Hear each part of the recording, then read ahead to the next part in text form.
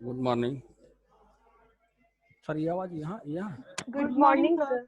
Good morning.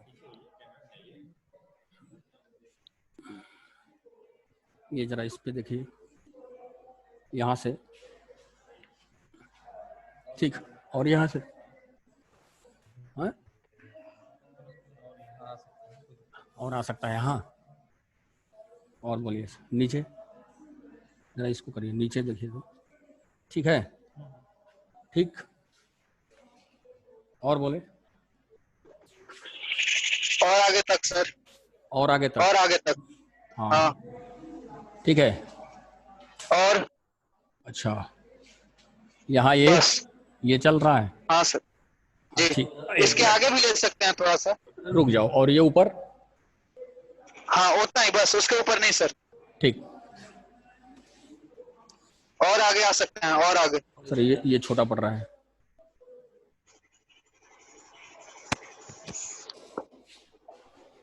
थोड़ा सा और आगे करिए।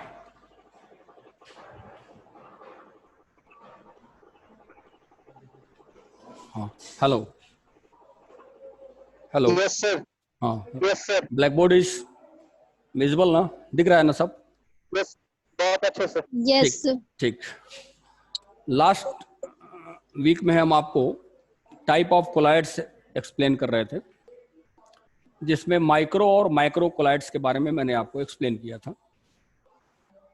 और देखिए, कोलाइडल सॉल्यूशन का जो ये चैप्टर्स है एडजॉर्प्शन का, इसमें ये लास्ट टॉपिक चल रहा है आपका कोलाइडल सॉल्यूशन। और इसके बाद इसमें एक लेक्चर, या आज भी ये फिनिश हो सकता है या एक लेक्चर और लेंगे, इसके बाद ये चैप्टर फिनिश हो जाएगा। तो आज हमें देखना है associate colloids. Associate colloids, associate colloids को हम मीसेल भी कर सकते हैं। It is also known as micelle. Micelle का मतलब होता है cluster of particles. Micelles means cluster, cluster of particles. जो पार्टिकल्स है उनके क्लस्टर या एग्रीगेशन को बोलते हैं मिसल्स। तो व्हाट इज मिसल्स? मिसल्स बनता कैसे? What is associate colloids? तो आपको पता है कि अगर हम किसी भी सबस्टेंस को लो कंसंट्रेशन पर डिसॉल्व करते हैं तो वो आपका ट्रू सॉल्यूशन का बिहेव करता है। लेकिन अगर उसी सबस्टेंस का कंसंट्रेशन अगर हाई कर दिया जाए तो उसमें होता यह है कि molecules aggregate to form colloidal range, and this is form micelles, and this phenomenon is known as associate colloids. अब देखिए इसमें करना क्या है कि अगर हम किसी भी सबस्टेंस को डिसॉल्व करते हैं, dissolve at low concentration, dissolve at low concentration, तो ये जो सबस्टेंस है ट्रू सॉल्यूशन का बिहेव करेगा। लेकिन अगर इसका कंसंट्रेशन इंक्रीज कर दिया जाए, इंक्रीज्ड कंसंट्रेशन अगर इंक्रीज कर दिया जाए, तो मॉलिक्यूल्स एग्रीगेट टू फॉर्म। जो ये मॉलिक्यूल्स हैं, जैसे यहां पर हम अगर ट्रू सॉल्यूशन ले रहे हैं, अगर ट्रू सॉल्यूशन ले रहे हैं तो ये ट्रू सॉल्यूशन में ये जो कोलाइडल मॉलिक्यूल्स है ये ऐसे, ठीक है। लेकिन आवाज हम बोल रहे हैं तो सुनिए। हेलो सर, आवाज आ रही है? जी आवाज आ रही है। तो इसके बाद अगर कंसंट्रेशन को इंक्रीज कर दिया जाए तो ये जो मॉलिक्यूल्स हैं कोलाइडल सॉल्व, जो मॉलिक्यूल्स, ये जो मॉलिक्यूल्स हैं ये एग्रीगेट होकर के ये कोलाइडल रेंज में आ जाते हैं। एग्रीगेट होकर क्या आ जाते हैं? कोलाइडल रेंज में आ जाते हैं। और this aggregation of particles is called micelle. तो इसमें क्या होता है कि aggregation aggregate to form colloidal range, और इसी को बोलते हैं मिसेल। क्या बोलते हैं इसको?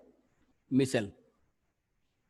तो मिसेल एसोसिएट कोलाइड का सबसे बेस्ट एग्जांपल होता है, आप पढ़े होंगे, जैसे सोप में या डिटर्जेंट के क्लीनिंग एक्शन में मिसेल फॉर्मेशन होता है। तो हमें ये देखना है कि सबस्टेंस को डिसॉल्व करते हैं लो टेम्परेचर पर तो ट्रू सॉल्यूशन का बिहेव करता है, उसी का अगर टेम्परेचर इंक्रीज कर देते हैं तो particle aggregate to form colloidal range, and this is called micelles, and this is known as associate colloids. अब हमें ये देखना है कि इसमें थोड़ा सा समझिएगा, एक चीज हम आपको और बता रहे हैं कि मिसल्स के लिए कंसंट्रेशन क्या होना चाहिए, इसके लिए एक टर्म आता है सीएमसी, नाम सुना होगा, CMC, critical micelle concentration. Critical micelle concentration, इसको ध्यान से देखिएगा। क्रिटिकल मिसल कंसंट्रेशन का है concentration at which micelle formation takes place is called critical micelle concentration. मतलब क्रिटिकल मिसल कंसंट्रेशन क्या है? Concentration of substance for formation of micelle is called critical micelle concentration. एक और आता है क्राफ्ट टेम्परेचर, क्राफ्ट टेम्परेचर, और इसको हम TK से डिनोट करते हैं।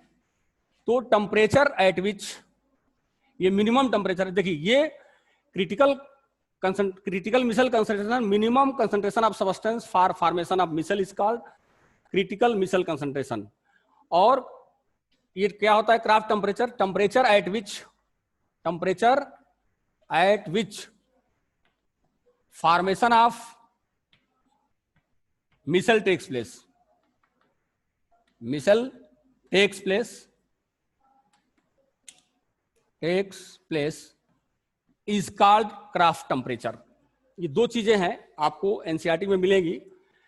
Minimum concentration of substance for formation of micelles is called critical micelle concentration and temperature at which formation of micelle takes place is called Krafft temperature.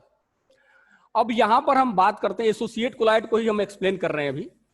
इसी चीज को explain करने के लिए हम बात करते हैं, इसी चीज को एक्सप्लेन करने के लिए हम सोप के cleansing action of soap, cleansing action of soap या डिटर्जेंट, इसकी बात करते हैं। और यहां पर हम ध्यान देंगे, ये एसोसिएट कोलाइड्स ही बनाता है सोप जब क्लीनिजिंग एक्शन करते हैं। तो सोप क्या है? आपको पता है कि soap is the sodium salt of long fatty acid compound. Soap क्या है? सोडियम या सिंबॉलिक फॉर्म में सोडियम और potassium salt of long fatty acid compound. तो जो लॉन्ग फैटी एसिड, हाँ पढ़ाएंगे हेलो सर, इसका मैकेनिज्म नहीं पढ़ाएंगे? बता रहे हैं, वही चीज बता रहे हैं हम, वही मैकेनिज्म ही बता रहे हैं।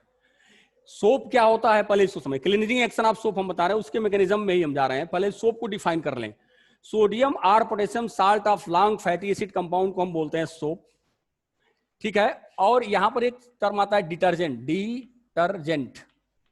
ये भी क्या होता है? सोडियम या potassium salt of long fatty acid compound होता है जिसमें सल्फोनिक ग्रुप होता है, सल्फोनिक ग्रुप होता है, माने लॉन्ग सल्फोनिक एसिड का कंपाउंड होता है। जरा एग्जांपल देखिए सोप के लिए जैसे पामिटिक एसिड है, स्टेरिक एसिड है, ओलिक एसिड है। देखिए palmitic acid, stearic acid, oleic acid, ये सब क्या है? लॉन्ग फैटी एसिड कंपाउंड है।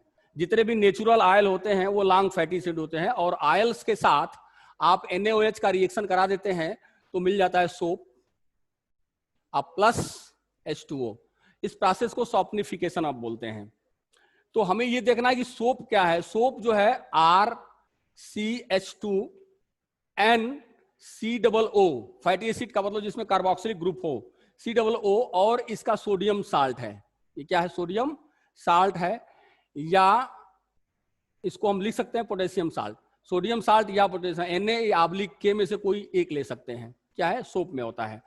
अगर डिटर्जेंट है तो आपके साथ क्या होगा बोलिए? RCH2NSO3Na/K। तो सोप या डिटर्जेंट में ये चीजें होती हैं, ठीक है। इसमें क्या होता है कि एक फैटी एसिड का लॉन्ग चेन होता है जिसमें सोडियम या पोटेशियम साल्ट आ जाता है, तो इसको सोप या डिटर्जेंट कहते हैं। अब इसका हमको क्लीनिंजिंग एक्शन समझना है, मैकेनिज्म आपको समझना है कि ये होता क्या है। तो आपको ये पता है कि जितने भी सोप हैं, जो सोप होते हैं, वो जो सोप है वो एक आयनिक कंपाउंड है। कैसा कंपाउंड है? आयनिक कंपाउंड है। जरा ध्यान से देखिएगा, ये चीज समझना है आपको। सोप क्या है? आयनिक कंपाउंड है। तो soap easily dissolve in water, easily soluble in water. जब वाटर में ये डिजॉल्व है तो ये सोप को वाटर में डिजॉल्व करेंगे तो सोप जो है आयनाइज हो जाएगा। आयनाइज होकर के दो तरह के आयंस को फार्म करेगा। कितने आयंस फार्म करेगा? दो तरह के आयंस फार्म करता है। कौन कौन सा? जरा ध्यान से देखिएगा। सोप में एक आयंस होता है RCH2 COO नेगेटिव चार्ज, और एक बनता है कौन सा ion? Sodium ions. Sodium potassium या सोडियम। सोडियम या पोटेशियम आयंस। हम सोडियम आयंस को लेके चलते हैं। तो ये चीज अगर सोप को आयनाइज करोगे बेटा तो ये चीज बन जाएगी। ये एक बन जाएगा और एक पार्ट ये बन जाएगा। अब इस पार्ट में आपको दो चीजें देखने को मिल रही हैं। इस पार्ट में दो चीज आपको देखने को मिल रही है। एक फर्स्ट पार्ट ये है जिसमें R, इसी में दो चीज है, ये इसमें दो चीज देखने को मिल रही है। एक तो RCH2 और ये N, ठीक है। और ये आपका एक पार्ट मिल रहा है यहां पर COO नेगेटिव, मैंने यहां लिख दिया। अब इसको हम चाहें तो लिख सकते हैं ऐसे, ये जो है RCH2 CH2 CH2 CH2 CH2 CH2 CH2, अगर स्टेरिक एसिड है तो ये ऐसे जाएगा और इसके बाद ये COO नेगेटिव हो जाएगा।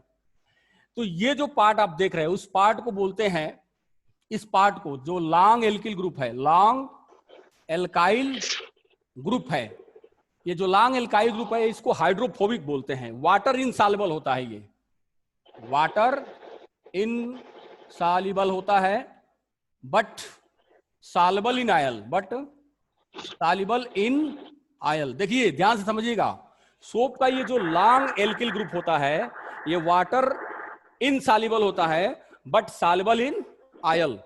ये नॉन पोलर, हाँ ये नॉन पोलर पार्ट है। ये कैसा पार्ट है? नॉन पोलर है, non polar. Non polar part है।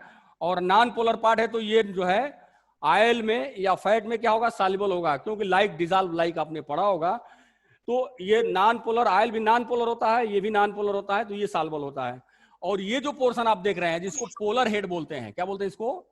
Polar head. पोलर हेड होता है, ये soluble in water, soluble in water soluble होता है, इसलिए इसको वाटर लविंग इन कहते हैं और इसको वाटर हेटिंग इन कहते हैं। ये हाइड्रोफोबिक होता है और ये क्या होता है? हाइड्रोफिलिक होता है, ठीक है। फिलिक। तो सोप में, soap is easily ionized to form RCH2 COO negative plus Na ion. अब इस RCH2 COO नेगेटिव में दो तरह के पार्ट्स आपको देखने को मिलते हैं। एक लॉन्ग एल्किल ग्रुप है जिसको हाइड्रोफोबिक पार्ट्स कहते हैं, ये नॉन पोलर पार्ट्स है, और it is the water soluble but it is water insoluble but soluble in oil. और दूसरा जो पार्ट है जिसको बोलते हैं पोलर हेड, ये सॉल्युबल इन वाटर होता है। तो ये सोप की विशेषता आती है। अब इसकी क्लीनिंग एक्शन को हम देख रहे हैं कि ये होता, सफाई कैसे करता है, कपड़े की सफाई ये कैसे करता है, और एसोसिएट कोलाइड्स कैसे फार्म करता है। तो सपोज करिए कि ये क्लोथ है, ये कपड़ा आपके पास है, ये क्लोथ है, और इस क्लोथ के ऊपर ये आयल लगा हुआ है। देखिए एक्चुअल क्या है कि हम सोप या डिटर्जेंट का यूज कपड़े की सफाई में करते हैं, तो क्लोथ के ऊपर जो गंदगियां होती हैं, जो डर्ट होता है, कुछ ऐसी डर्ट होती है जो वाटर सॉल्युबल होती है तो वाटर के साथ ही निकल जाती है, लेकिन कुछ ऐसी भी डर्ट होती है जो वाटर के साथ नहीं निकलती है, और उसके लिए हम यूज करते हैं सोप या डिटर्जेंट का। तो जितने भी आयली डर्ट होती है, जो आयल कंटेनिंग डर्ट होती है, वो वाटर के साथ नहीं निकलती है, उसको हम किसमें मिलाते हैं? सोप या डिटर्जेंट मिलाते हैं, तब यह निकलता है। सपोज करिए कि ये आयल्स है, इस क्लोथ के ऊपर ये आयल है, पड़ा हुआ आयल है, और इसमें हम ऐड कर रहे हैं सोप सोल्यूशन। क्या ऐड कर रहे हैं? सोप सोल्यूशन ऐड कर रहे हैं। तो इस क्लोथ के ऊपर सोप सोल्यूशन जब ऐड कर रहे हैं तो ये जो आयल्स है, ये जो आपका आयल्स है, ये आयल्स को हम यहां बना दे रहे हैं, ये आयल्स है। तो इस सोप सोल्यूशन का जो हाइड्रोफोबिक पार्ट्स है, जो एल्काइल पार्ट है, वो इसके चारों तरफ ऐसे आपके क्या हो जाएगा? एग्रीगेट हो जाएगा, ठीक है। ये एल्काइल पार्ट इस तरह चारों तरफ जो है एग्रीगेट हो जाएगा, ठीक है।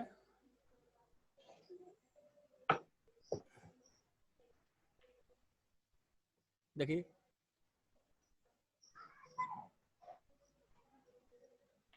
और ये सब पार्ट्स और ये एग्रीगेट होकर के इस आयल के चारों तरफ, जो आयल्स है इसके चारों तरफ ये ऐसे जो सोप या डिटर्जेंट के पार्टिकल्स है ये एग्रीगेट होकर के एक क्या बना लेते हैं, एसोसिएट कोलाइड बनाते हैं। क्या बनाते हैं? एसोसिएट कोलाइड्स बनाते हैं। और इसी एसोसिएट कोलाइड्स को बोलते हैं मिसेल। क्या बोलते हैं? मिसेल। और ये किस रेंज का हो जाएगा? कोलाइडल रेंज का हो जाएगा। अगर ये ट्रू सोल्यूशन था, कंसंट्रेशन अगर कम था जहां, तो ये ट्रू सोल्यूशन था, लेकिन ये आयल्स के साथ एग्रीगेट होकर के कोलाइडल रेंज में आ गए। किस रेंज में आ गए? कोलाइडल रेंज में आ गए, जिसको हम बोलते हैं मिसेल्स या एसोसिएट कोलाइड्स। और इसके बाद करते क्या है, जब क्लीनिंग एक्शन करते हैं तो ये रबिंग प्रोसेस होता है और आयल को यहाँ से ये क्लोथ से बाहर कर देता है। तो इस तरह से जो है क्लीनिंग एक्शन ऑफ सोप का ये प्रोसेस है जो हम देखते हैं आयल्स या डिटर्जेंट को, आयल्स को रिमूव करने के लिए। अगली बात हम बात कर रहे हैं। हाँ बोलो। Excuse me sir. हाँ हाँ सर ये जब मिसल रहेगा तभी कोलाइडल सॉल्यूशन बनाएगा, उसको हाँ, पहले भी तो बना सकता है। मिसेल का मतलब क्या हुआ? मिसेल का मतलब जब कंसंट्रेशन अगर सोप का लो है तो उस समय हमने क्या किया, अगर कंसंट्रेशन लो है तो उस समय वो ट्रू सोल्यूशन का बिहेव करेगा। लेकिन जो ही ये जो सोप के मॉलिक्यूल्स जो है डर्ट के साथ यानी कि आयल के साथ मिल रहे हैं, तो आयल के साथ मिल करके एक आयल के साथ कई जो है सोप मॉलिक्यूल्स आकर के क्या हो गए? एग्रीगेट हो गए। एग्रीगेट होने के बाद ये कोलाइडल रेंज में आ जाते हैं। और कोलाइडल जब रेंज में आ जाते हैं तो ये डर्ट को जो है क्या करते हैं, अलग उसमें होता ये है, आपके एनसीईआरटी में देखिए फिगर दिया होगा, ये वाटर है और ये जो है स्ट्रेट आयंस ये क्लस्टर के स्कम के रूप में जो है गंदगी ऊपर जो है आके तैरने लगती है और यहाँ से आयल और सोप जो है यहाँ से बाहर रिमूव कर दिया जाता है और फ्रेश जो है क्लोथ आपका मिल जाता है। इसके आयनिक मिसल क्या होता है? आयनिक देखो, आयनिक मिसल का मतलब ये हुआ कि अगर हम किसी भी सोप या डिटर्जेंट को आयनाइज कर रहे हैं तो ये आयनिक मिसल का मतलब ये डर्ट पॉजिटिव या नेगेटिव होती है ना। डर्ट क्या होती है? जी सर। पॉजिटिव या नेगेटिव होती है। तो ये जो सोप के पार्टिकल्स हैं उस डर्ट को अपने ऊपर एब्जॉर्ब कर लेते हैं, जिससे कि उस पर पॉजिटिव या नेगेटिव चार्ज क्रिएट हो जाता है, जिसको आयनिक मिसल्स हम बोलते हैं। ठीक है, अगली बात हम लेकिन सर हाँ लेकिन जो एसिड पे नेगेटिव चार्ज होता है COO नेगेटिव वाला, हाँ वो तो उसको न्यूट्रलाइज कर देता है ना। बात समझो हमारी, हम उसको जो कह रहे न्यूट्रलाइज कर हैं देगा। तभी तो हैवी पार्टिकल बनेगा और वो स्कम के रूप में अलग हो जाएगा। सर तो आयनिक मिसल फिर किसे कहेंगे? अब आयनिक मिसल ही बता रहे हैं। जैसे मैंने सोप है, SOAP सोप है, तो सोप में RCH2 COON नेगेटिव है और Na पॉजिटिव है इस पर। अब ऐसे केस में है तो ये सोप तो न्यूट्रल है। आज जब ये आयनाइज हो गया, आयनाइज हो गया तो RCH2 COO नेगेटिव ये आयनाइज हो गया और Na पॉजिटिव आयन अलग हो गए। अब ये जो सोप है ये आयनिक हुआ, ये जो इसका ये पार्ट्स आयनिक हो गया, ये पार्ट्स क्या हुआ? आयनिक हो गया। आयनिक है। अब ये आयनिक पार्ट जो है किसके चारों तरफ? डर्ट के चारों तरफ एग्रीगेट होकर के, असल में होता ये है कि आयल्स के चारों तरफ ये एग्रीगेट होंगे और यहाँ पर निगेटिव के पार्ट्स के पास क्या आएगा आपका? ये पोलर हेड है तो यहाँ वाटर मॉलिक्यूल्स भी तो आएंगे। इसके चारों तरफ क्या रहेंगे? वाटर मॉलिक्यूल्स भी रहेंगे। तो ये इनका जो क्लस्टर है, यही क्लस्टर क्या है? एसोसिएट कोलाइड्स है। हम एग्जांपल देख रहे हैं कि सोप किसका फॉर्मेशन करता है? एसोसिएट कोलाइड्स का फॉर्मेशन करता है। अब आयनिक चार्ज के लिए अगर हम पेप्टाइजेशन का जो टॉपिक अभी हम बता रहे हैं इसके बाद, तो उसमें हम बताएंगे कि कोलाइड्स के ऊपर आयन चार्ज कैसे क्रिएट हो जाते हैं। ठीक है, अगली बात हम बात कर रहे हैं, जरा ध्यान से देखिएगा। ये तो मैंने आपको क्लीनिंग एक्शन ऑफ सोप बताया। अगली बात हम बताते हैं प्रिपरेशन ऑफ कोलाइड्स की। प्रिपरेशन ऑफ बहुत इंपॉर्टेंट है ये, इसको ध्यान से देखिएगा। प्रिपरेशन ऑफ कोलाइड्स, कोलाइड्स के प्रिपरेशन के लिए हमारे पास दो मेथड है। जो पहला मेथड है वो डिस्पर्सन मेथड है। डिस्पर्सन मेथड समझ रहे हो ना? और जो दूसरा मेथड है वो कंडेंसेशन मेथड। Condensation method. देखो कोलाइड के प्रिपरेशन के पास मेरे पास कितना मेथड है? दो मेथड, डिस्पर्सन मेथड और बोलो कंडेंसेशन मेथड। इस मेथड में करते क्या है? डिस्पर्सन मेथड में जो लार्ज पार्टिकल्स है उससे ब्रोकन करके उसको तोड़ दिया जाता है। लार्ज साइज के कोलाइडल पार्टिकल ब्रोकन इनटू इसमें कोलाइडल रेंज में तोड़ते हैं। जरा ध्यान से, डिस्पर्सन मेथड में क्या होता है कि लार्ज पार्टिकल को ब्रोकन इनटू कोलाइडल रेंज में ब्रोक कर दिया जाता है। अब इसके जो मेथड्स हैं बेसिकली 3 मेथड हैं। एक तो मैकेनिकल डिस्पर्सन, दूसरा है इलेक्ट्रो डिस्पर्सन, और तीसरा है पेप्टाइजेशन। जरा ध्यान से देखिएगा, पेप्टाइजेशन, इसको मैं समझा रहा हूं, इसको मैं एक्सप्लेन कर रहा हूं। और कंडेंसेशन में क्या होता है कि जो स्मॉलर पार्टिकल्स है उसको बिल्डअप किया जाता है कोलाइडल रेंज में, इसको कंडेंसेशन मेथड बोलते हैं। और यहां पर कंडेंसेशन मेथड में बेसिकली जो प्रोसेस यूज करते हैं वो केमिकल रिएक्शन इन्वॉल्व करते हैं। क्या यूज करते हैं? केमिकल रिएक्शन इन्वॉल्व करते हैं। और इस केमिकल रिएक्शन में हम basically oxidation process, reduction process, hydrolysis process और डबल डिस्प्लेसमेंट प्रोसेस जो आपके एनसीईआरटी में दिया, जरा ध्यान से देखना उसको। इन प्रोसेस का यूज करके हम क्या बनाते हैं? कंडेंसेशन मेथड से कोलाइडल रेंज का पार्टिकल्स फॉर्म करते हैं। तो हम बारी बारी से एक एक को देखेंगे। डबल डिकम्पोजिशन ना? हाँ, डबल डिकम्पोजिशन जो रिएक्शन दिया हुआ है, डबल डिकम्पोजिशन रिएक्शन है ना, डबल डिकम्पोजिशन, हाँ उसमें है, हम आर्सेनिक सल्फाइड उससे बनाते हैं। तो जरा ध्यान से देखें, डिस्पर्सन मेथड और कंडेंसेशन मेथड। डिस्पर्सन मेथड में मैंने क्या कहा कि जो लार्ज साइज पार्टिकल्स है उसको ब्रोकन किया जाता है कोलाइडल रेंज में, और कंडेंसेशन में क्या होता है कि स्मॉलर पार्टिकल्स को बिल्डअप करते हैं कोलाइडल रेंज में। तो हम एक को देख रहे हैं। मैकेनिकल डिस्पर्सन की हम बात कर लेते हैं। पहले मैकेनिकल डिस्पर्सन फर्स्ट, और उसके बाद इलेक्ट्रो डिस्पर्सन की बात करेंगे। तो मैकेनिकल डिस्पर्सन में क्या होता है? मैकेनिकल डिस्पर्सन, इसमें क्या होता है कि जो लार्ज साइज पार्टिकल्स है उसको क्रश करते हैं कोलाइडल मिल्स में। जो लार्ज साइज पार्टिकल्स है उस लार्ज साइज पार्टिकल्स को क्रश्ड इन कोलाइडल मिल्स,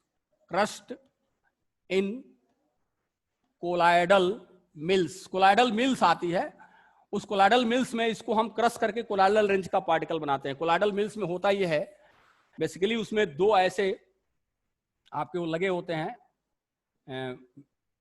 शाफ्ट ऐसे लगे होते हैं, ठीक है, और एक और इसमें ऐसे बना होता है, ये शाफ्ट बना होता है, और इस पे ये बेल्ट द्वारा इसमें हापर लगा होता है। ये हापर आप समझते हैं, ये हापर लगा होता है, और ये अपोजिट डायरेक्शन में ये दोनों मूव करते हैं। और यहाँ से हम लार्ज साइज के पार्टिकल को डालते हैं, यहाँ एडजस्ट करके यहाँ से हम कोलाइडल रेंज के पार्टिकल्स को अलग कर लेते हैं। और इस मेथड से केवल हम basically ink, paint, varnish, dental cream ये सब प्रिपेयर करते हैं।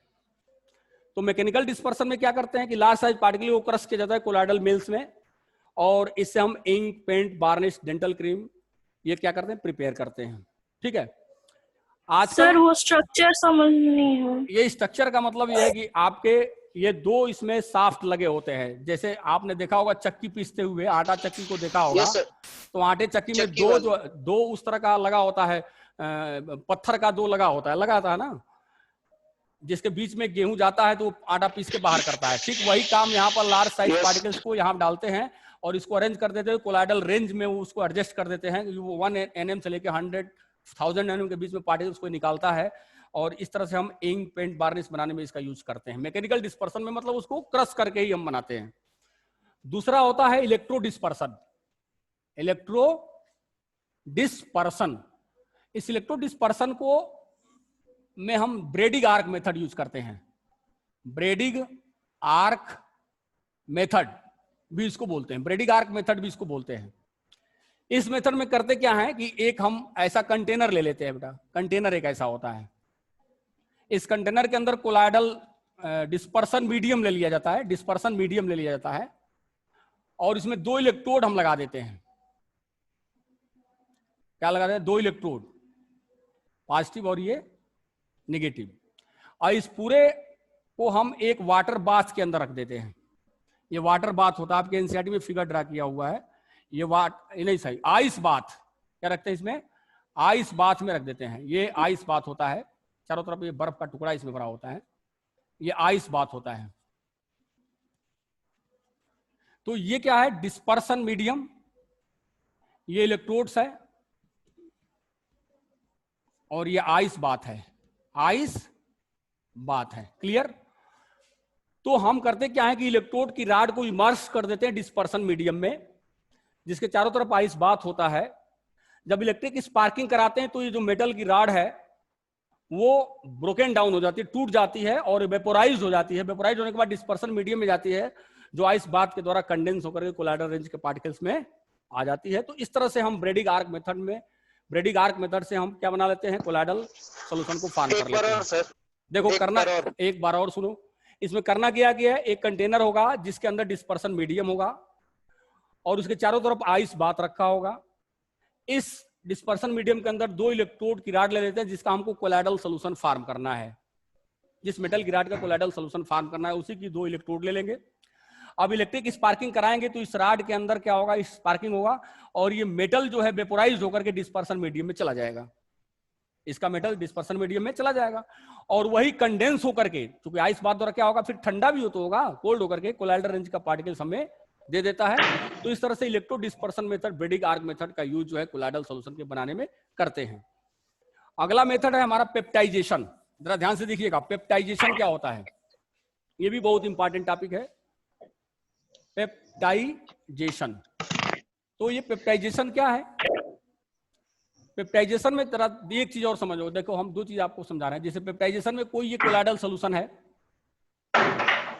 ये कोलाइडल सॉल्यूशन है, इस कोलाइडल सॉल्यूशन के अंदर ये कोलाइडल सॉल है, ये सॉल पार्टिकल्स रखे हुए हैं। तो कुछ समय के बाद ये देखा जाता है कि ये जो पार्टिकल्स हैं ये जो है कोएगुलेट हो जाते हैं, डीस्टेबलाइज हो जाते हैं। ये प्रेसिपिटेट फॉर्म है, जैसे कोएगुलेट हो गए, कोएगुलेट और प्रेसिपिटेट फॉर्म में आ जाते हैं। ये colloidal solution come into precipitate form, ऐसे माने डिस्पर्सन मीडियम में प्रेसिपिटेट फॉर्म में जाते हैं। कैसे जाते हैं, जैसे मान लो कि सेंट्रीफ्यूगेशन से भी आ सकते हैं, सेंट्रीफ्यूगेशन या अन्य किसी भी मेथड से ये इस फॉर्म में आ जाते हैं।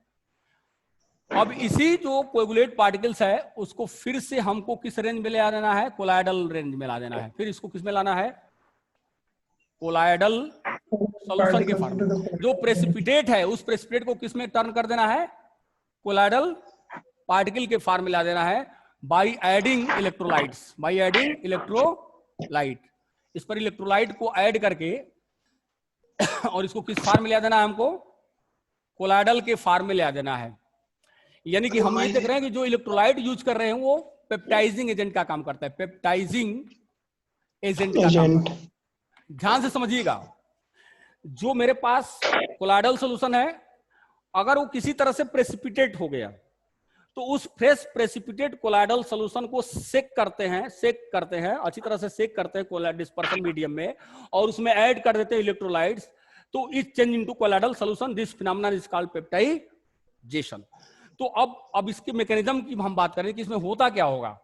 जब ये कोलाइडल सॉल्यूशन है, जब प्रेसिपिटेट के फॉर्म में आ गया, जब इसको हम सेक करते हैं तो ये सेक करते हैं जब इलेक्ट्रोलाइट मिला करके, तो इलेक्ट्रोलाइट्स के जाहिर बात है कि जो इलेक्ट्रोलाइट्स यूज करते हैं, इलेक्ट्रोलाइट जो यूज करेंगे उस पर पॉजिटिव और नेगेटिव चार्ज तो होगा ही, पॉजिटिव और नेगेटिव चार्ज होगा इलेक्ट्रोलाइट्स के ऊपर। अब ये जो पॉजिटिव और नेगेटिव चार्ज जो होगा, इस कोलाइडल जो पार्टिकल्स है जब सेक करेंगे तो ये जो इलेक्ट्रोलाइट्स है आकर के इस कोलाइडल सॉल्यूशन के ऊपर क्या हो जाएगा, ये इलेक्ट्रोलाइट्स एब्जॉर्ब हो जाएगा। जब एब्जॉर्ब हो जाएगा तो ये कोलाइडल जो ये प्रेसिपिटेट है वो चार्जेड हो जाएगा, चार्ज आ जाएगा उसमें। चार्ज आने से होगा क्या, ये जब चार्ज हो जाएगा तो उसमें क्लियर ये चार्ज हो जाएगा। उसके बाद में ये जब इसको हम सेक करते हैं, तो यही चार्ज जो है broken down into two form colloidal particles, this phenomenon is called peptization. देखिए एनसीईआरटी में सीधे लिखा है कि प्रेसिपिटेट को हम सेक करते हैं डिस्पर्सन मीडियम में और उसमें इलेक्ट्रोलाइट जब ऐड कर देते हैं तो it change into colloidal solution, this phenomenon is called peptization. अब थर्ड की हम बात कर लेते हैं, कंडेंसेशन जो आपके पास बहुत इंपॉर्टेंट मेथड है, कंडेंसेशन मेथड। दूसरा मेथड हम लेके चलते हैं कंडेंसेशन मेथड। कंडेंसेशन मेथड, इस मेथड में मैंने बताया कि जो स्मॉल साइज पार्टिकल इसको बिल्डअप करते हैं किसमें, कोलाइडल रेंज में, ठीक है। अब इस मेथड में पहला है केमिकल रिएक्शन इसमें इन्वॉल्व होता है। क्या होता है? केमिकल रिएक्शन इन्वॉल्व होता है। केमिकल रिएक्शन में जैसे पहला रिएक्शन है डबल, क्या था? Double displacement reaction. Double displacement reaction, decomposition अच्छा डिकम्पोजिशन अच्छा, डबल डिकम्पोजिशन। देखिए इसका एग्जांपल आपके बुक में दिया हुआ है, arsenic sulphide, arsenic oxide, arsenic AS2O3, arsenic oxide को में हम 3H2S गैस जब फ्लो कराते हैं तो आर्सेनिक सल्फाइड का AS2S3 का क्या मिलता है? कोलाइडल सॉल्व मिलता है, कोलाइडल सॉल्व मिलता है, अब प्लस 3H2 मिलता है। This is the example of double decomposition. दूसरा है हाइड्रोलाइसिस। क्या है? हाइड्रोलाइसिस। इस हाइड्रोलाइसिस में क्या होता है? जो फेरिक क्लोराइड्स है उसमें हम वाटर मिक्सअप करके क्या बना लेते हैं? फेरिक हाइड्रोक्साइड का क्या मिलाते हैं? कोलाइडल सॉल्व प्राप्त कर लेते हैं, और प्लस क्या मिलता है? कितना HCl? 3HCl मिल जाएगा, ठीक है। हाँ ठीक है। और तीसरा है ऑक्सीडेशन। ऑक्सीडेशन, ऑक्सीडेशन में जैसे सल्फर डाइऑक्साइड है और उसमें हम 2H2S गैस मिक्सअप करते हैं, जरा ध्यान से देखिएगा। तो 3S सल्फर का हमें सॉल्व मिलता है, इसका सॉल्व, सल्फर का सॉल्व, आप प्लस क्या निकल जाएगा? सल्फर का 2H2O प्राप्त हो जाएगा, वाटर। वाटर। और इसके बाद है अगला मेथड है इसमें केमिकल डिस्पर्सन में, अगला है फोर्थ है आपका रिडक्शन है, शायद रिडक्शन है। रिडक्शन बच रहा है, देखिए डबल डिकम्पोजिशन हुआ, हाइड्रोलिसिस हुआ और ऑक्सीडेशन हुआ, इसके बाद क्या है? रिडक्शन।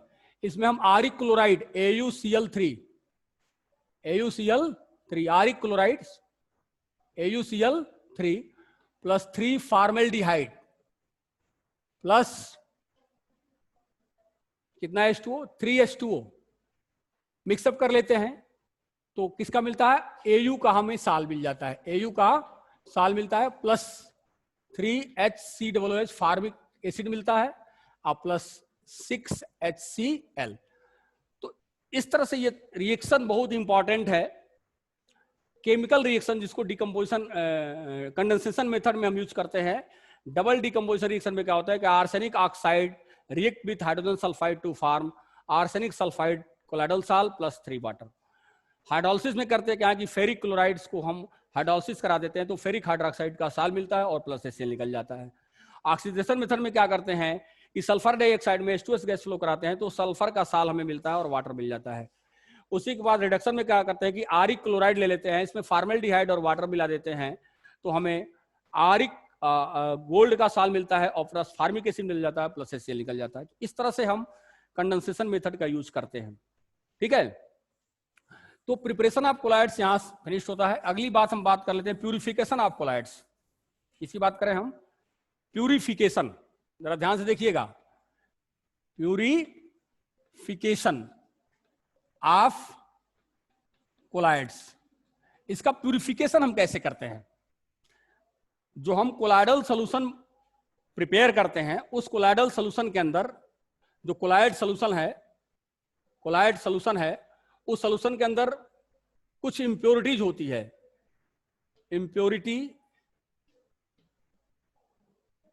इंप्योरिटीज ऑफ आयंस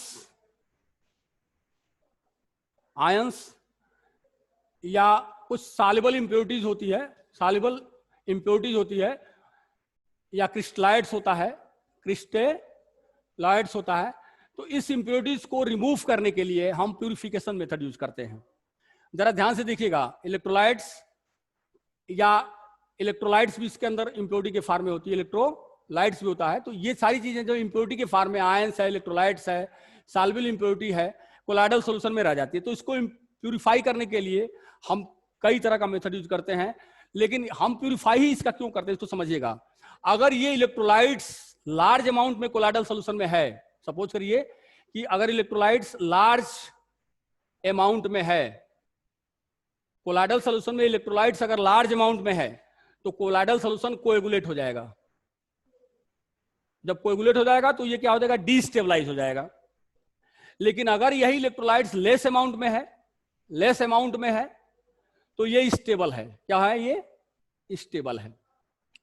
तो कोलाइडल सोल्यूशन के अंदर अगर इलेक्ट्रोलाइट्स की इंप्योरिटी अगर लार्ज अमाउंट में है तो कोलाइडल सोल्यूशन क्या है, डिस्टेबलाइज है, कोएगुलेट हो जाएगी। लेकिन अगर उसी कोलाइडल सोल्यूशन के अंदर यही इलेक्ट्रोलाइट्स की इंप्योरिटी जो है लेस अमाउंट में है तो स्टेबल है। तो कोलाइडल सोल्यूशन में प्रेजेंट जो लार्ज इंप्योरिटी है इलेक्ट्रोलाइट्स की, उसको रिमूव करने के लिए हम प्यूरिफिकेशन करते हैं ताकि वो रिड्यूस हो जाए, reduce the impurity of electrolytes in colloidal solution, colloidal solution get purified.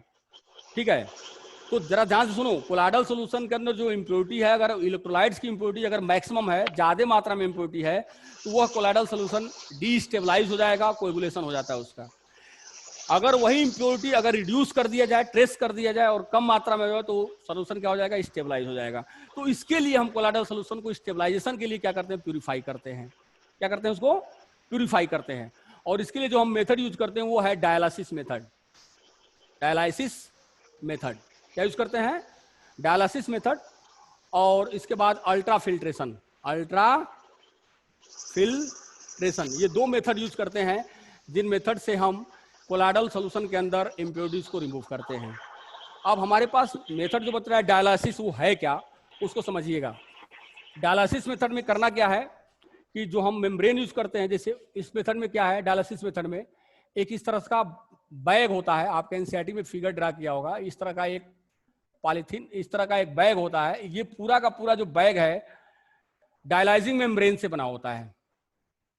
और इसके अंदर हम कोलाइडल सोल्यूशन ले लेते हैं। क्या ले लेते हैं, कोलाइडल सोल्यूशन ले लेते हैं, जिसमें ये सॉल्ट पार्टिकल्स है कोलाइडल रेंज के, और इसके अंदर इलेक्ट्रोलाइट्स भी है या क्रिस्टलाइट्स की इंप्योरिटीज है। अब इसको, ये किसका बना है, डायलाइजिंग मेम्ब्रेन है ये।